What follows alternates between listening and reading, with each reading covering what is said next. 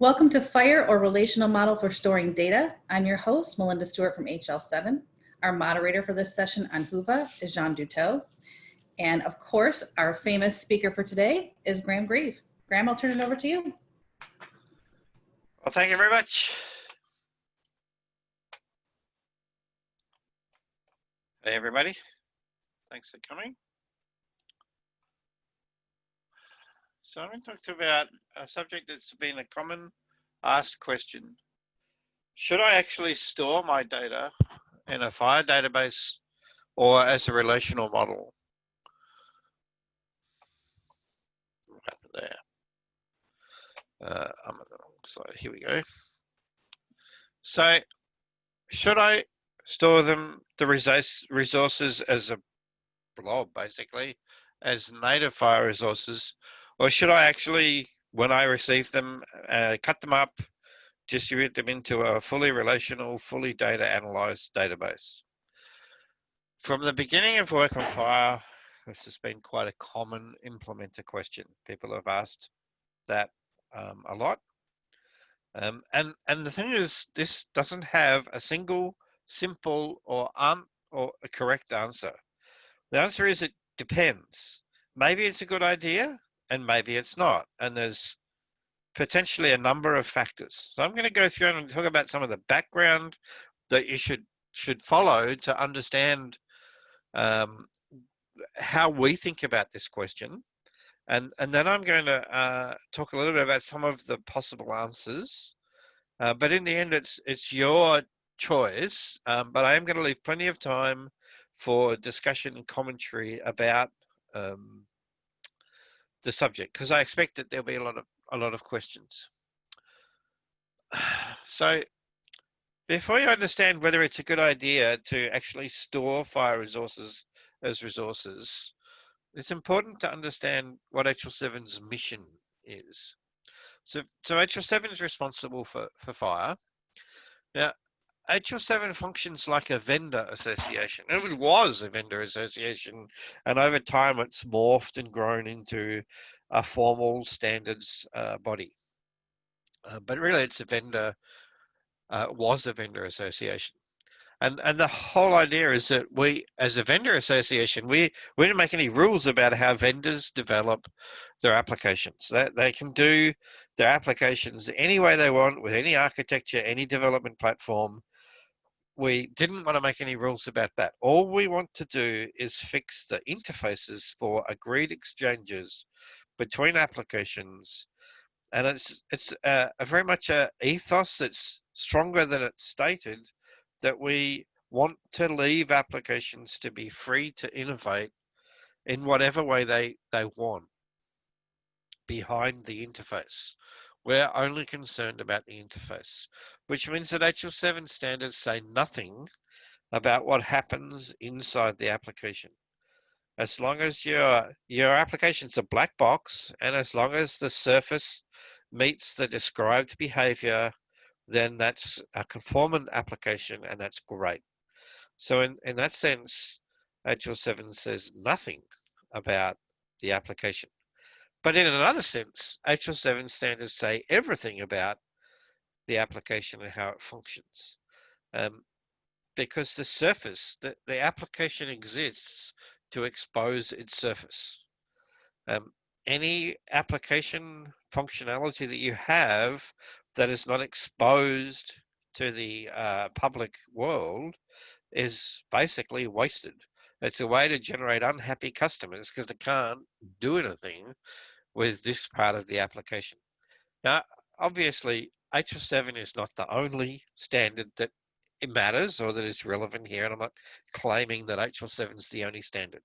I'm just making a general point that while HL7 standards say nothing about how an application works, as requirement statements, they have a lot to do with how applications worked. Now, when I first got involved with HL7 back in the late 90s, it's an embarrassingly long time ago now, we're getting HL7 version 2 feeds for ADT messages to work was an art form. It was complicated.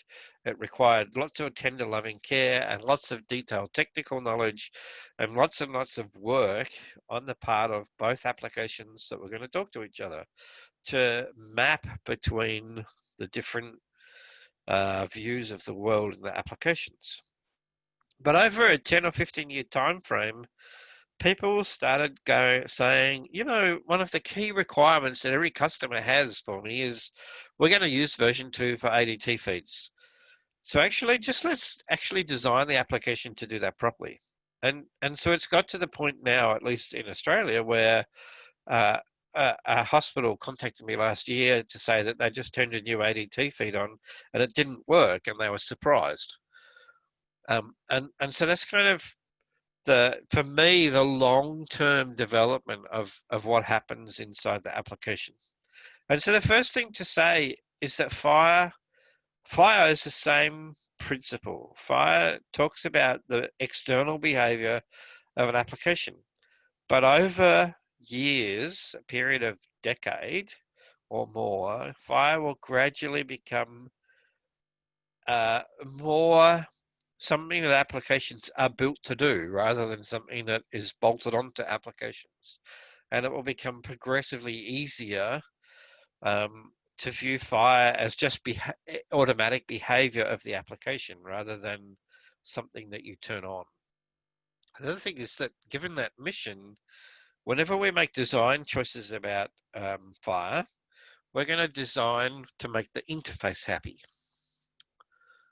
So it's an API, application programming interface. There's no technology restrictions to provide the API as long as you have, you know, JSON or XML and HTTP stack for the API, and unless you don't have to use the API, but you can do that in any way you want. And I read somewhere once that there was several thousand independent HTTP application stacks out there in the world for you to choose from. So there's no restrictions on that.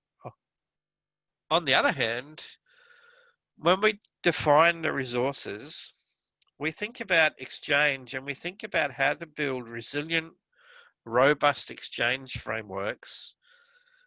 What that means in practice is they're heavily denormalized, so that there's no dependency on a previous Exchange that's already occurred. The Exchange has to be sort of self-contained and safe, so that if a previous Exchange hadn't occurred, you don't misunderstand the content or fail to understand the content. And there's this kind of fine art because you can't always do that. There always needs to be some pre-required knowledge, but you're trying to strike a balance between Exchange resilience and efficiency, but we always very much err towards resilience and robustness.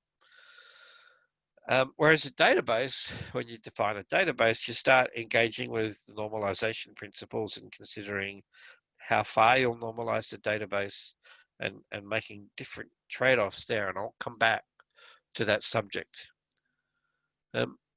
Well, let's start by illustrating a typical example. So here on the left, there's a robust Exchange of the type that we define, where we say a medication request comes with a code for the medication. This is a very old slide. It's not actually a medication request anymore, but the principle still applies. Very old. So a medication request comes with a code, and the code contains a system and a code pair, system and value here. Gee, this is an old slide. A system and a code which refers to an external resource which defines a code. In this case, this is an RX norm, would have been an RX norm code starting with NLM. The RX norm code that describes the medication. Now, that's how you'll see that pattern constantly throughout FHIR resources. And it's verbose and it requires error handling because what if the system's not known? And what if that code doesn't exist in the current version that you're using? It's fragile from an application perspective, but it's robust from an Exchange perspective. If you're building a database, on the other hand, the first thing you do is normalize that concept. and then you'd refer to that concept everywhere, and so you'd actually have some kind of key that referred to the code. And kind of, in some ways, we do that, and we are doing that, but we're actually describing a federated system, where some other system with its own life cycle and publishing rules external to ours is publishing the RX norm codes, and they're all a bunch of different rules, and we can't standardize the life cycles and the referencing mechanisms, and so in the end, a key part of what FHIR does is deal with federated content management, and it's baked into the specification. But then in an application, you take all those different parts and you bake them together into a single coherent application. And a lot of people who, when they first start working with FHIR, they find that there's places where we've built in engineering cutouts to deliver resilience and robustness across a federated system where they're not federated, and they're going, this is just overhead. And why are we doing this? This is a stupid standard. I get that feedback all the time, and that's because they don't deal with the requirements that led us to make resilience against federation at this particular point. But my point is, when we design FHIR, we don't not consider efficiency and coherent integrated architecture, but it's certainly a long way down our priority compared to a federated resilience and a federated system. After all, that's what we are doing. So that's a kind of a conceptual background. So behind the curtain of the API, inside the box, applications can choose, and broadly speaking, there's two choices. First, you can choose to say, I'm going to store my data in a relational database.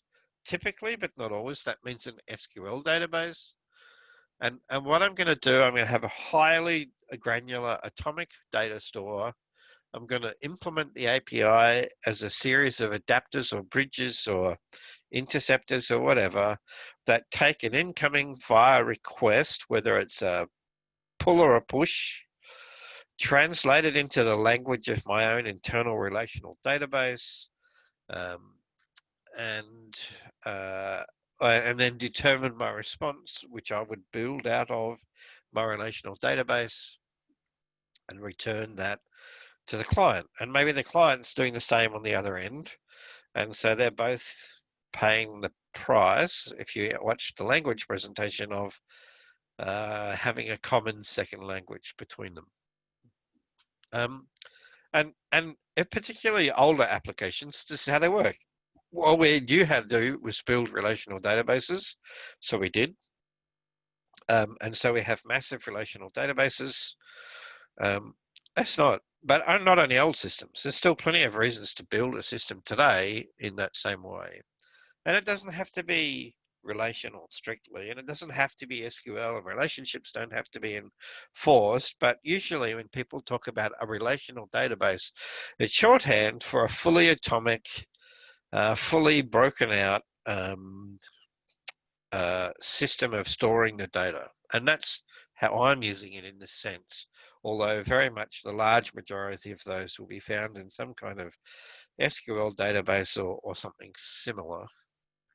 For me, the key point is that you analyze and denormalize your data in advance. And so it's done as you commit the data to the persistent store. Your other choice is to say, we're going to store the data as FHIR resources directly. But actually, that just has just as many technical choices. You might store them as blobs in an SQL database, and you're actually using an SQL database, but you're storing unnormalized JSON documents. Or you might store in some kind of document database like Hadoop or Couch or equivalent, and you might store them as JSON or BSON or XML or RDF or whatever. And some kind of generic REST implementation, which just makes them available. And then when and if you need to do particular data operations on the data, you'll denormalize on the fly. basically. And you control the data as you perform particular operations on the data. So there's kind of two general choices. Each of those has its own subset of choices, but I'm interested in the big question, as it were. Which one should you do? So the first observation I want to make is that applications can mix and match those. You're not constrained to only making one choice. You can do both with your data and have your data in two formats, or you can do only one with either of them, or you can do you can do bits of them, bits of your application differently depending on other choices. As long as you're meeting the API, then that's fine. And in fact, because you're not talking functional requirements, at least from an API perspective, because you're not talking about functional requirements, non-functional requirements, it's primarily engineering concerns, and different engineers, different within a team or different teams or different projects have ample reason to make different choices over those engineering concerns. If you're storing resources natively, making them your lingua franca of your application as it is, here's some of the ways I've seen people doing it. So you might store resources as blobs, I talked about that, or you might use classic SQL servers with JSON support, which is the variant of that, the NoSQL servers. Mongo, I meant to mention before. Some people are using Google BigQuery or other big databases equivalent. You can use an RDF store. There's people using Gina, for instance. But should you do that? You can, but should you? For me, it all comes down to data requirements. If you're a kind of an application that has highly characterized data requirements, changes to those data requirements require a heavy process, committee approval, a management approval, sign off by multiple people. They need to come with a project proposal and a path towards implementation and testing and documentation. And there's requirements lead to product development. These systems changes often take years to implement from the time that they're first mooted to the time that they're implemented across the patient customer database. And classic enterprise information systems are described like this. So you may have an application like that. Or you may have an application where the data design is delegated to runtime. It's all done through scripts and configuration. Your interface specifications change. You get given weeks or maybe even days to deal with changes in your interface specifications. Your product development is not directly tied up to requirements. And you just have to take what you're given and faithfully store what you're given on an ongoing basis. And so that's like a classic data repository. So those are two very different application frameworks or ways of thinking about application. What I've observed is most applications are between the two extremes. There's somewhere in the middle, somewhere they're doing classic high requirements management, but there's other parts of the application where they just have to deal with what they're given. And so, parts of applications are different, but even within an application, different modules can be quite different or different functions.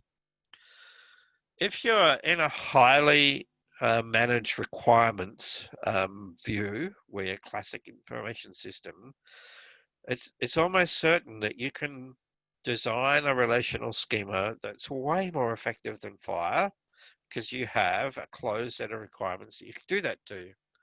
But the more that you lose control of your requirements, the more that you have to deal with what comes, the more some kind of native FHIR store becomes appropriate and relevant. Of course, the trick is, as I said, most applications are somewhere in the middle, and so they benefit from a hybrid approach. And so this is typically what I advocate now when I meet with implementers trying to figure out how to manage their their business obligations, their other interfacing obligations, and now adding FHIR into the mix. How much of a redesign of our application should we do?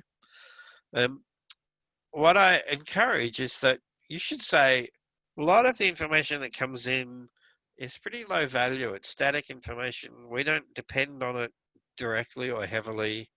Just stick that in resources. But then when there's particular high value information where you really need to manage it tightly, your application critically depends on it, you need it to be indexed correctly for performance reasons, or maybe you need to perform analytical denormalizations, work lists, a typical area where this happens. Maybe you'll put those in a relational database and have some kind of hybrid approach between those two. And you should certainly consider doing exactly that, mixing and matching between the two approaches. If you do store resources directly, and to the degree that you do, you want to manage the joins. And here we come back to that federated versus coherent local repository. Your application lives in a federated world, but you want to wall the boundaries around your application so that you can defend your service level agreements, your contracts. At the information level, this plays out as managing joins of information. You want to ensure that you don't have broken links and information rot within your managed framework, but that may not be the same as within your application. They are quite often disjunct spaces. And even if you do, and you also want to resolve the joins more efficiently. So references between resources can be absolute or relevant references. They can be version specific or not. They can be resolvable or not. They may need human interference to resolve them by providing security context or something like that. In a federated system, that's necessary and required, but in a single application, generally not required. And this applies to both references to other resources and references to code systems. So I wanted to point out that the RDF format, as documented in the FHIR spec, actually provides specific turtle format or RDF properties to store a resolved local link for reference. So you take a reference and you've got an actual identifier or hopefully a URL which refers to another resource. You can go off and find it in your own database and then add the stored reference, the local link, that's a direct RDF statement about the relationship. The same would apply in a database. Every time you see a reference, you store the reference as it is, and you also store a local key reference. That's your own denormalized reference. So it has FHIR reference and FHIR concept. And that is a typical conceptual approach to follow. And I recommend that. So should I store FHIR resources as actual FHIR resources, or should I cut them up? Well, that depends. It depends on your own requirements, non-functional requirements in particular, your business context and plans, and your technology stack and the constraints around that. If you, for corporate or historical reasons, have a constraint that says all the application has to be in, we use C# on ASP.NET with an SQL Server database in Azure, then that gives you a different set of constraints than if you're using the LAMP stack or if you're using Python on MongoDB, right? Sometimes you choose those technical constraints, technology solutions, without appreciating the ramifications at the information level. Or sometimes you choose an information level and then choose a technology stack. So all those things are inputs as to how you should store them. But I always encourage people to consider storing resources twice, natively, and also storing them in an atomic index form for the bits you care enough about to justify the cost of that. But cost is something that you move around, and it will always be painful. There is always pain around managing joins and referential integrity. So, classic architectural writers like Martin Fowler have written at length on that subject, and nothing FHIR does changes those issues. Really, in the end, you get to move deck chairs around the Titanic and decide and where the pain of versioning and referencing and managing joins and transactional boundaries. In some ways, people tell me that storing resources twice amplifies the pain, but it also gives you resilience in other places. So again, it's a matter of moving deck chairs around the Titanic. Should you store FHIR resources? Well, that depends on you. Thank you for listening, and I've left plenty of time for discussion, I think. Okay, and one of the questions in the chat so far has been about performance. Mainly people, I'll read the question. When people bring up FHIR-informed databases, there's a concern of slow performance, mainly because they view FHIR as being transactional. Is this a misconception? Are there examples of snappy FHIR DB systems? Well, I mean, it's a matter of perspective. First of all, any interoperability format is going to be less performant than your own native, custom-designed interoperability format. And there's kind of a should I use standards here. So say, when you look at typical APIs written by first-generation product developers developing to the requirements they know about, you look at it, you guys have a lot of requirements coming your way yet, and you're going to have a lot of pain meeting them, but all that pain's in the future. Whereas if you adopt the standard now, you're looking and going, I don't need all this stuff because all that pain is right here, right now. And so implementing the standard is always going to be slower in the first place than what you think you could do otherwise. When you're finished, that probably won't be the case. So there's a degree to which an interoperability language is always going to be less performant than something bespoke to your current known requirements. But the question is, how much of a price do you pay for performance? And the answer is, well, kind of that depends. It depends how much of a shift it is from your internal perspective to the FHIR perspective. And the kind of, in a way, the concept, the heart of this question is, how much of the FHIR perspective do you make your own perspective? And so the same considerations. So there is always a price to pay. But I don't think, particularly with REST APIs becoming very ubiquitous, and some of the stacks that are available for doing them are just astonishingly performant, but sometimes in ways that I didn't. So, for instance, I didn't know I needed to care about these particular ways of being performant, and they found out that you needed to and made them work really well that way. I wrote, for instance, test.fhir.org from scratch on a SQL database using blobs in the SQL database with a little bit of denormalized content, and honestly, the performance of that is pretty pox. But I wrote that as a technology demonstrator of the API, not as an application. You can write very performant applications, and the biggest applications we have work this way. So, I mean, I hope that answers enough that question. John. That's all we have in the actual session Q&A. If anyone else has any questions, either type them in or even unmute yourself and ask the questions directly. That'd be great.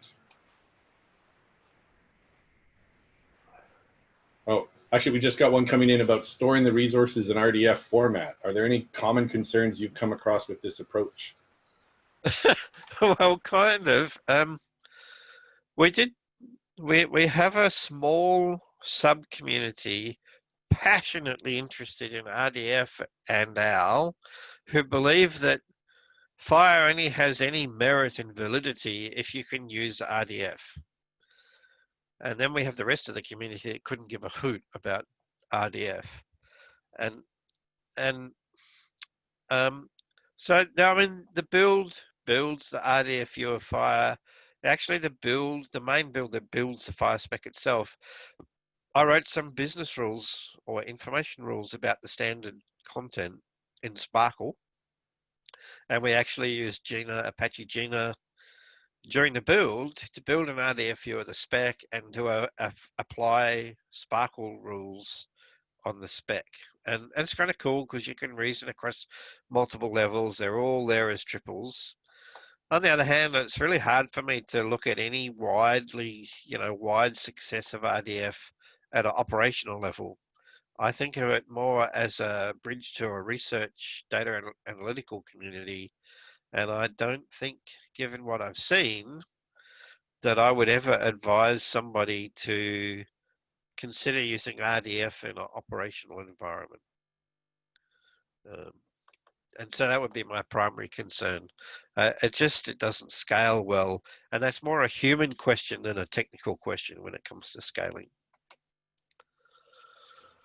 The next one's about searchable. The question is, how do you handle, are there tips about handling the fact that there's so many searchable criteria on most resources?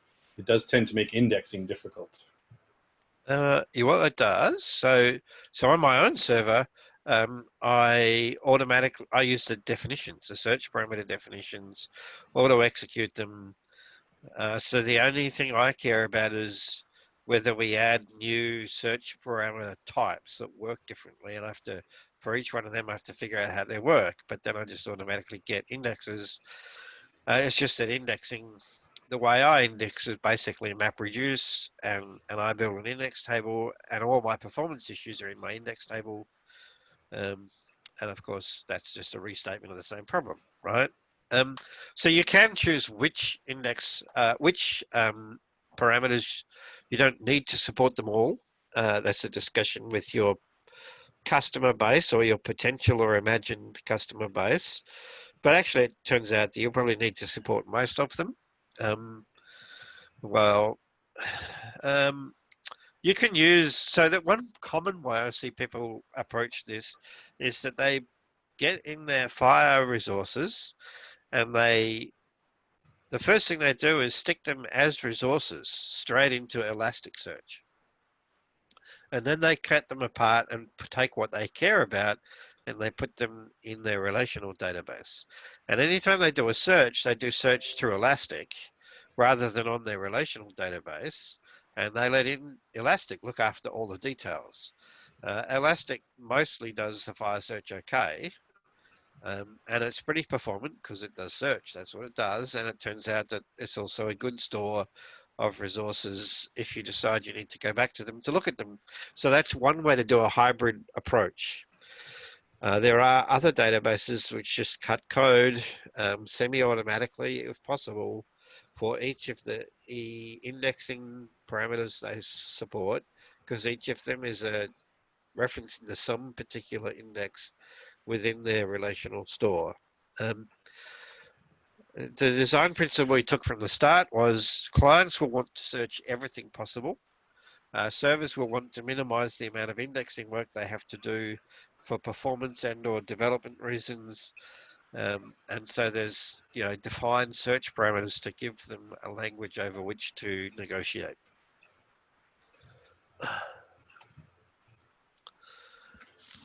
And then a follow-up, any good ideas to handle search parameter specification changes when you're storing resource data as blobs? He's gonna get off.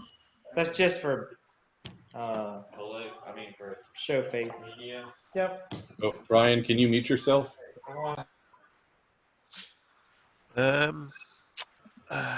Changes. So you mean the actual search parameter specification itself changes? Well, I've never done anything about that because I rebuild the database to a new version each time the search parameters change because the version changes. So in Happy, for instance, there's converters that convert and rebuild the database from scratch.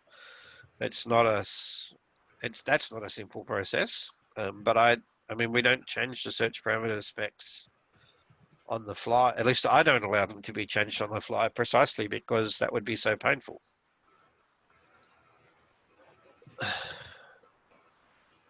All right. Any recommendations around the use of REST APIs for bulk ingestion? Is that really the right approach? Oh yeah, I meant to talk about that.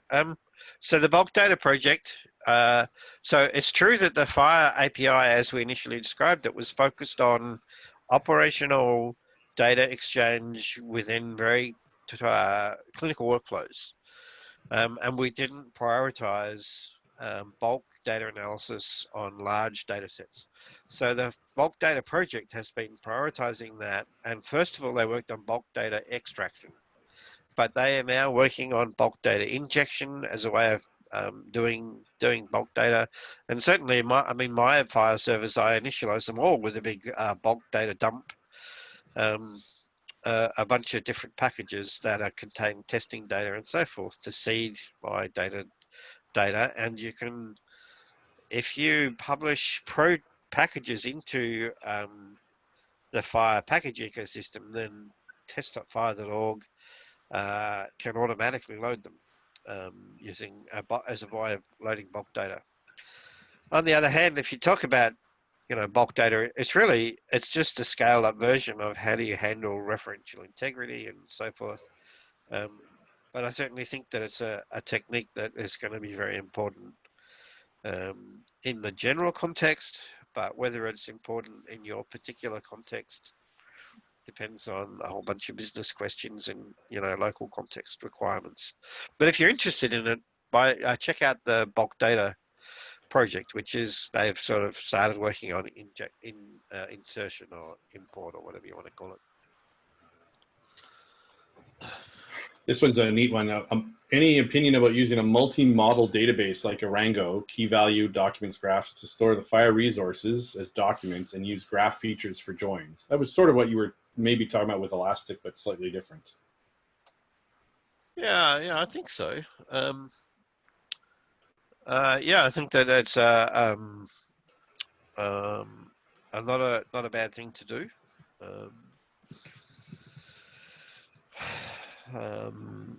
I don't know that technology at all in particular, but I'm basically advocating for a mixed model so that your storage model can keep up with your functional and non-functional requirements as they change over time.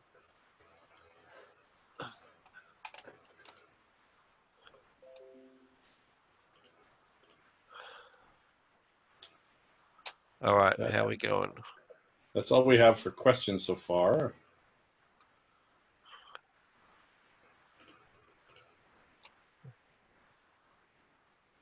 Does anyone else have any questions? Otherwise, we can let Grahame get ready for his next talk.